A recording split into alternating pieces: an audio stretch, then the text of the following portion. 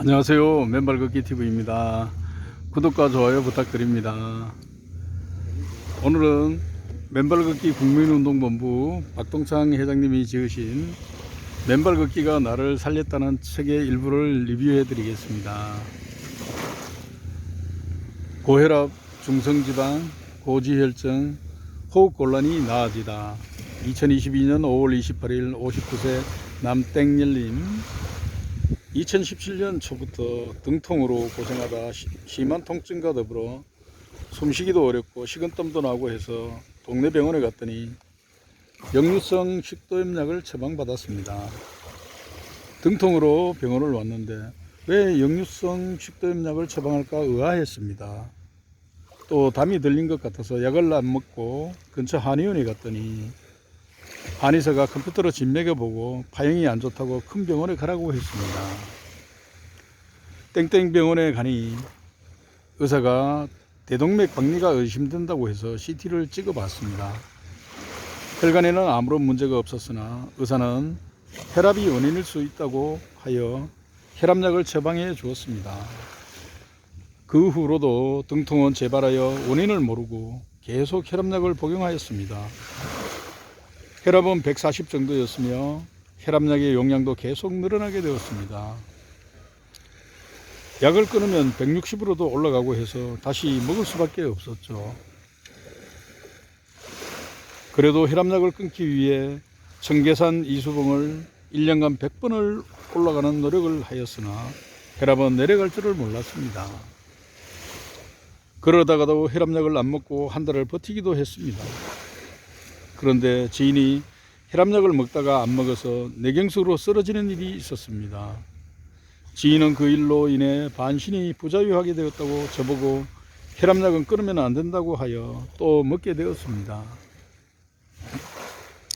2021년 10월 고혈압과 당뇨약을 드시고 계셨던 아버지가 심장병과 폐렴으로 병원에 입원하셨고 그 후 퇴원도 못하시고 12월 7일 폐혈증으로 돌아가시게 되었습니다. 그 스트레스로 체중이 75kg에서 85kg까지 올라갔습니다.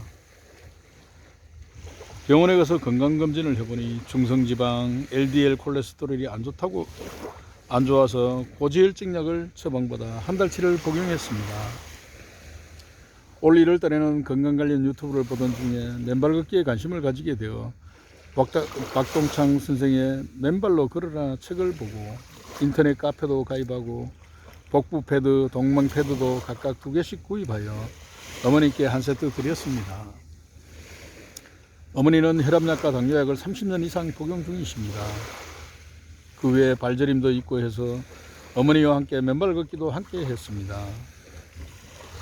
87세 고령이시지만 혈압, 당뇨, 발저림 말고는 건강하십니다. 다만 체력이 달려 맨발 걷기는 자주 못 하셔서 동네 보라매 공원 항토길을 하루 30분이라도 가시도록 말씀드렸습니다. 저는 2월 13일부터 집에 있던 혈압약도 버리고 매일 1시간 30분에서 2시간 30분 정도씩의 맨발 걷기를 일상화했습니다.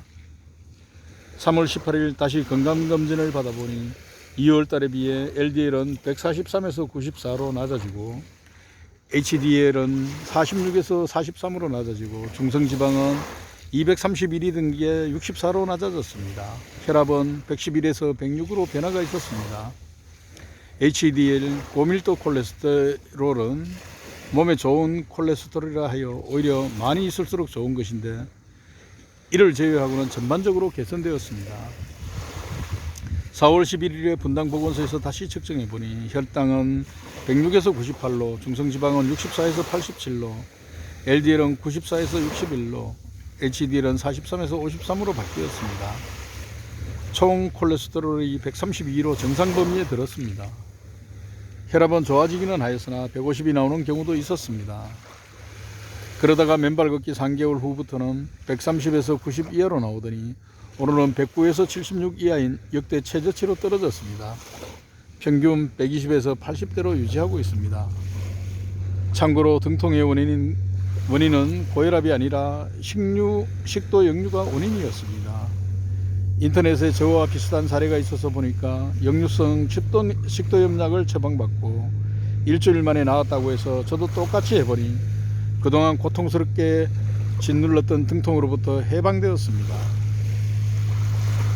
한편으로는 그때 동네 병원 의사가 제대로 처방해 주었는데 무시해서 병을 키웠던 건 아닌가 싶어서 허탈하더군요.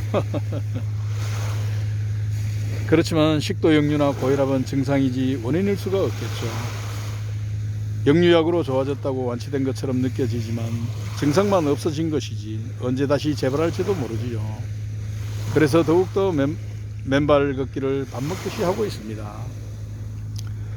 고혈압의 고지혈증을 겪고 나니 부모님처럼 저도 병원에서 고통받다가 죽을 것 같아서 저는 그러지 않으려고 맨발 걷기와 다이어트를 병행하고 있습니다. 키 172cm에 85kg이던 저의 체중이 3개월 만에 70kg까지 감량되었습니다. 그동안 간식, 술, 과자, 빵, 육식을 멀리하고 소식을 하였습니다. 직장에서는 정심으로 외식을 안 하고 도시락을 싸서 다녔습니다. 아침에 출근 전에 1시간 점심 먹고 30분, 퇴근 후 1시간 맨발 걷기를 실천하다 보니 혈압이 안정되기 시작했습니다. 등산을 아무리 해도 안 떨어지던 것이 맨발로 걸어다니는 것만으로 혈압이 떨어지는 걸 직접 경험하고 주위의 가족, 친구들에게도 맨발 걷기를 권할 수 있게 되었습니다. 제가 맨발 걷기를 빨리 알았더라면 아버님도 돌아가시지 않을 수 있었을 텐데 하는 아쉬움도 있습니다. 홀로 계신 어머님도 지병이 없어질 수 있도록 맨발 걷기 시작하셨고 복부 패드와 동망 패드도 매일 하고 계십니다. 무엇보다도 맨발 걷기의 계기를 만들어 주신 박동창 회장님께 감사합니다. 맨발로 걸으라 책을 읽은 덕분에 더욱더 이론적으로 무장을 할 수 있게 되어 이때까지 하루도 쉬지 않고 맨발 걷기를 실천하게 되었습니다.